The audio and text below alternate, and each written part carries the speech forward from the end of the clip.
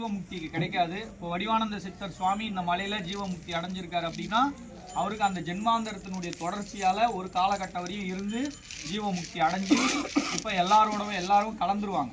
அப்போ எல்லாருக்குள்ளேயும் அந்த ஆற்றல் இருக்கும்.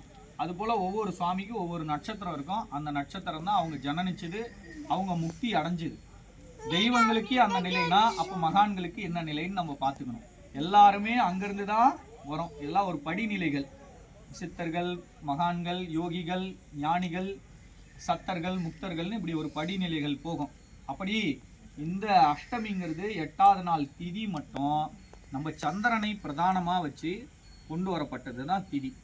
ஏன் அப்படின்னா எல்லா கலைகளையும் கொடுக்கக்கூடியவர் சந்திரன். 3 நாளைக்கு ஒரு நாள் ஒரு நட்சத்திரத்து ஒரு ராசியிலிருந்து இன்னொரு ராசிக்கு இடப்பெயர்ச்சி ஆகிறார் சந்திரன். உதிக்கிற சந்திரன் 3 நாளில் ஒவ்வொரு உங்களுடைய ராசியிலிருந்து இன்னொரு ராசிக்கு பயிற்சி ஆகிடுவார். அப்படி பயிற்சி ஆகிறதால ஒரு வாரம் உங்களுக்கு ஒரு சுப பலன் அசுப பலன் கிடைக்கும். ஒரு வாரம். அதனால தான் நீங்கள் ராசியில் என்ன பண்ணுவாங்க, வார பலன் ஒன்று எழுதுவாங்க, தினப்பலன் ஒன்று எழுதுவாங்க, அது சூரியனை வச்சு எழுதுறது. வாரப்பலன் ஒன்று எழுதுவாங்க, அது ராசியை வச்சு நம்மளுடைய சந்திரனை வச்சு எழுதுறது. சந்திரனை வச்சு எழுதுறது தான் திதி. இந்த திதிக்கு ரொம்ப சக்தி அதிகம்.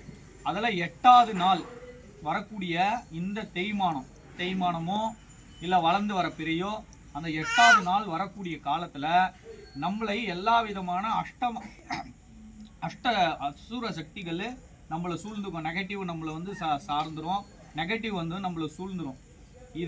இதை நிர்ணயம் செய்யக்கூடியது யார் அப்படின்னா சிவபெருமானுடைய அம்சத்தில் ஏற்பட்டிருக்கக்கூடிய காலனை நிலையாக கொண்டவர் பைரவர்.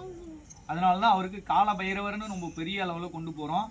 அந்த கால பைரவர் அவ்வளோ முக்கியமாக ஒரு பிரதானமாக இந்த பூமியில் விளங்குறதுக்கு காரணம் 8வது நாளில் நம்மளுடைய முழுமைத்தன்மையை, நீங்கள் நல்லது செய்திருக்கீங்களா, உங்களுக்கு கெட்டது செய்திருக்கீங்களா, பாவ புண்ணியங்கள் இருக்கா, காலத்துக்கு ஏற்றவாறு உங்களுக்கு அந்த பாவ புண்ணியங்களை நிர்ணயம் செய்து உங்களுக்கு அந்த ஜென்மாந்தரத்தில் தொடரக்கூடிய கர்ம வினைகள் எல்லாம் வேறு இருக்கக்கூடிய ஒரு பைரவரால் தான் முடியும்.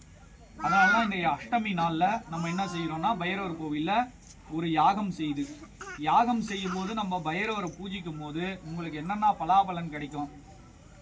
தேவையில்லாத மனசில் இருக்கக்கூடிய நெகட்டிவ் வைப்ரேஷன் நீங்கள்லாம் தொடர்ந்து இந்த 8 நாளும் தேய்மானமாக இருந்ததுன்னா சந்திரன் 8 நாளும் நெகட்டிவ் தான் வரும். அந்த 8 நாளும் உங்களுடைய முடிவை நீங்கள் ஸ்திரமாக எடுக்க முடியாது. உதாரணத்துக்கு எடுத்துக்கிட்டிங்கன்னா பித்து பிடிச்சவங்க எல்லாம் பார்த்தீங்கன்னா பௌர்ணமி நாளில் ரொம்ப அதிகமாக உஷ்ணமாக அந்த பித்து அதிகமாக செயல்படும்.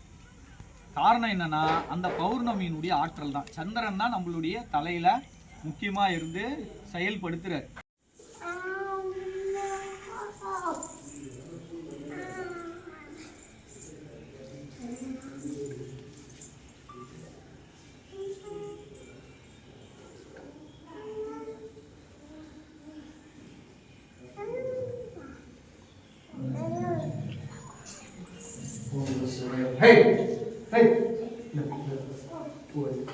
எல்லாம் கொடுத்துருமா, எல்லாம் கொடுத்துருமா,